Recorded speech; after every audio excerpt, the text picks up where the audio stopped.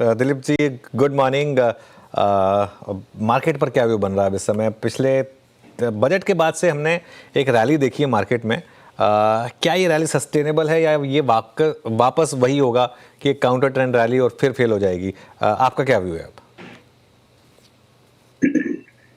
अनुज जी, मुझे लगता है कि शायद overall next 3 to 5 weeks may be हम ये समझ के चल सकते हैं कि मार्च एंड तक मार्केट शायद ये वोलेटाइल जोन में ही रहेगा, स्टेबिलिटी शायद नहीं रहेगी मार्केट में। और जब तक ये दो तीन चीज अभी तो आवर रिजल्ट्स मोर और लेस आर डन विद और एकदम एक मिक्स्ड बैग है, लेकिन ये भी ऐसा नहीं कि यहाँ के मैनेजमेंट कमेंट्री जो आए हैं वो कोई एकदम कॉन्फिडेंस इंस्पायरिंग है कि फोर्थ क्वार्टर में सब कुछ ठीक हो जाएगा। तो वो एक बात को ध्यान जरूर रखना चाहिए। I think external environment we all know, repeat करने की कोई जरूरत ही नहीं है। और जब तक वहां पर क्लैरिटी नहीं आती है, वो एक अनसर्टेनिटी जो रहती है वो मार्केट के लिए मार्केट बर्दाश्त नहीं कर सकती। तो मुझे लगता है सबको, और जिस तरह से एफआईएस बेच भी रही है और रूपी भी जिस तरह से बिहेव कर रहा है, लगता है कि शायद नेक्स्ट 3 to 5 वीक्स में you will get an opportunity to buy again. लेकिन वोलेटिलिटी बहुत रहेगी और ये मार्केट अभी एक पिक एंड चूज मार्केट हो गया, बिकॉज ओवरऑल जो स्लो डाउन जो देखने को मिल रहा है उसकी वजह से Nifty EPS growth also will be very muted. अगले 3-5 महीने में अपॉर्चुनिटी मिलेगी खरीदने के लिए। इसका मतलब आसान शब्दों में दिलीप सर, बाजार गिरेगा यहां से, ऐसा? सॉरी, मैंने बोला 3-4 इफ आई से 3-5 मंथ्स नहीं, मैं बोल रहा हूँ 3 to 5 weeks up to the end of March, मैंने वो बताया। तो यहां से और गिरेगा बाजार, ऐसा? हाँ, इसमें वोलेटाइल रहेगा, साइडवेज घूम सकता है, थोड़ा बहुत वोलेटिलिटी करेक्शन भी आ सकती है, लेकिन यहां से करंट अवे राइज आ जाए तो I will be very pleasantly surprised. गिरावट आई, चलिए माना 3-5 हफ्ते में गिरावट आई, मार्च एंड तक बाजार थोड़ा सा करेक्ट कर गया वोलेटिलिटी में।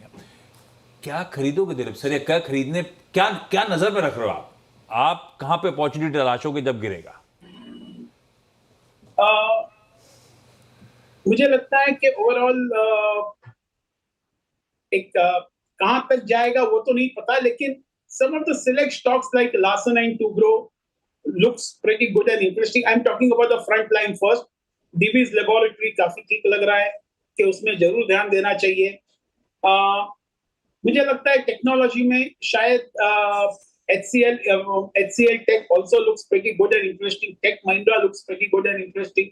और एक डिफेंस सेक्टर ऐसा है जहां पर जिस तरह से जो डिफेंस सेक्रेटरी ने आके जो आश्वासन दिया है कि इस बार सबके ऑर्डर बुक्स बहुत फुल रहेंगे, which will give them visibility over next 3 to 5 years.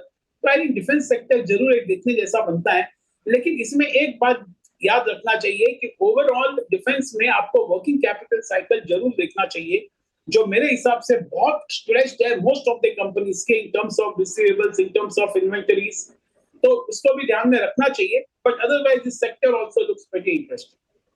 Okay, speciality chemicals में अब आपका क्या व्यू होगा दिलीप जी? क्योंकि हमने अच्छी खासी रैली देखी है पिछले 2 हफ्ते में और अब बहुत लोग बोल रहे हैं कि अभी चाइना फैक्टर हमारे लिए बहुत बड़ा पॉजिटिव होने वाला है। आपका व्यू?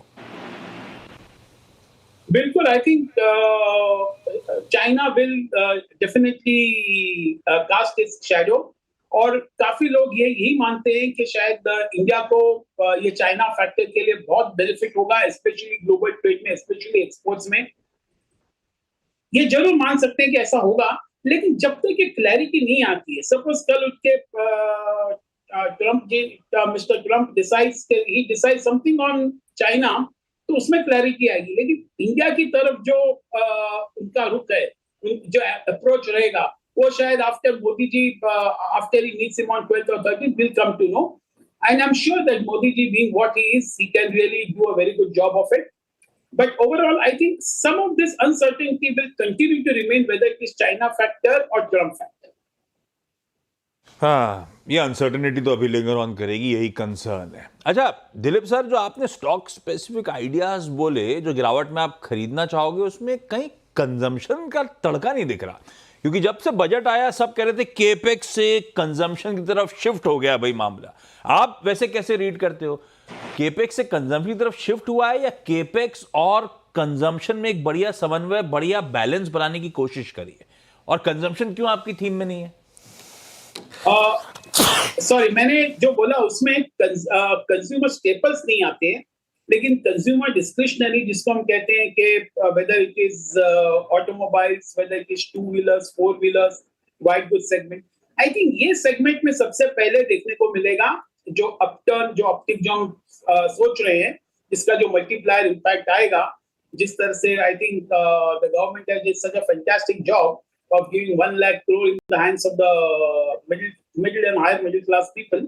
तो उसका रिफ्लेक्शन, उसका मल्टीप्लायर इम्पैक्ट शायद कंज्यूमर ड्यूरेबल्स और ऑटोमोबाइल्स में देखने को मिलेगा, और उसके साथ ही शायद even credit growth also, because normally when you buy this on a leverage, तो ये दोनों को शायद बेनिफिट हो सकता है। लेकिन कंज्यूमर ड्यूरेबल्स में जरूर देखना चाहिए, जैसे वोल्टास हमको लगता है काफी ठीक लग रहा है, मुझे लगता है सिम्फनी जिसने रिजल्ट्स दिए कुछ खास नहीं दिए, लेकिन फिर भी सिम्फनी को भी देखना चाहिए।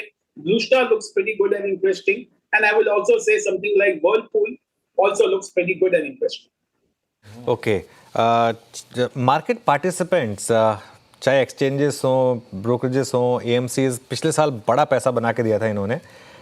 इस साल क्या प्रॉफिट बुकिंग आएगी यहाँ पर, और कईयों में तो आई भी है, और क्या अगर आई तो बाइंग अपॉर्चुनिटी होगी, या यहाँ पर अब थोड़ा दूरी बना के रखें?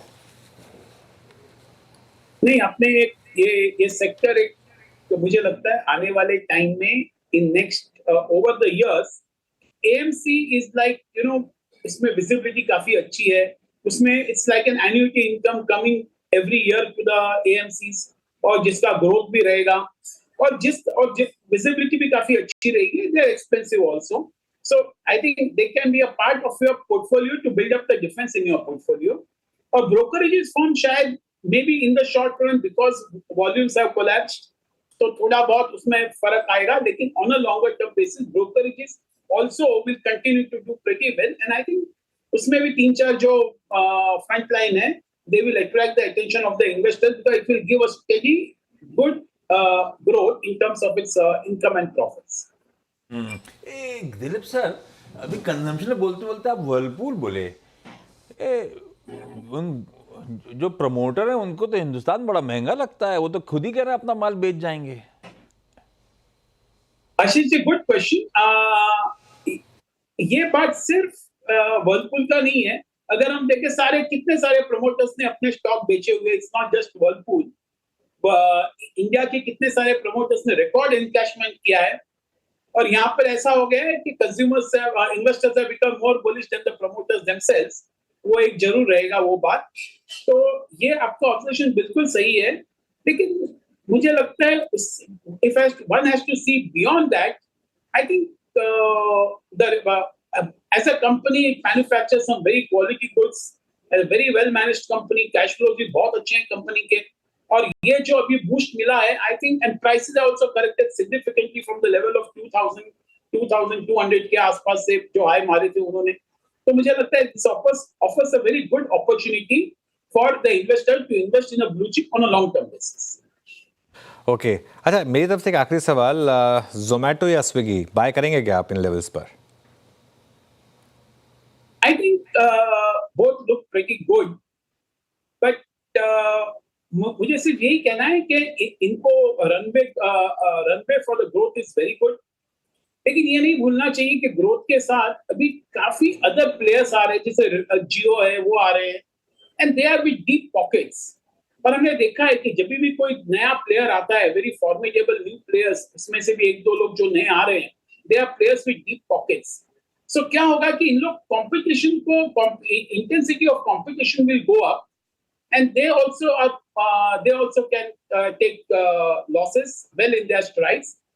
तो मुझे लगता है मार्केट विल ग्रो, लेकिन ये शायद ये सेक्टर एक will remain under cloud. I don't think there will be a great runaway rise, though I think Zomato and Swiggy both on a longer term basis will look good, but may not give any great returns. Perfect Dilip sir, thank you so much जुड़ने के लिए, Always a बहुत pleasure. बढ़िया markets पे view और stock specific तड़का जोड़ने के लिए।